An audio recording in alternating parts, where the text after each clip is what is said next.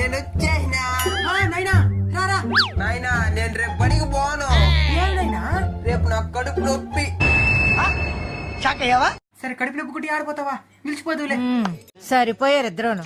నైనా మేడం నీతో మాట్లాడాలంట. నాకు తెలుసురా, నేను నిన్ను వదిలేటప్పుడే నన్ను అటా చూసింది. దానికి కాదు, ఈ రోజు ఎందుకు రాలేదు దాన్ని అడిగే దానికి ఫోన్ చేసింది. ఓ, దానికా? సరితే మాట్లాడతా. Why your son not come to the school? ఇంగ్లీషా? మేడం అదే కడుపులో ఏమంటారు ఇంగ్లీష్ లా? దాన్ని స్టమక్. మేడం టామక్. నొప్పులు ఏమంటారా? పెయిన్. పైన టమక్ పైన. Paina? What paina? ఏ పైన కింద టమక్ పైన. I can't understand your language, sir. నువ్వు బడికి పోతే నాకు బాధ లేదు. ఇందా బాగా ఎత్తుకుని పో.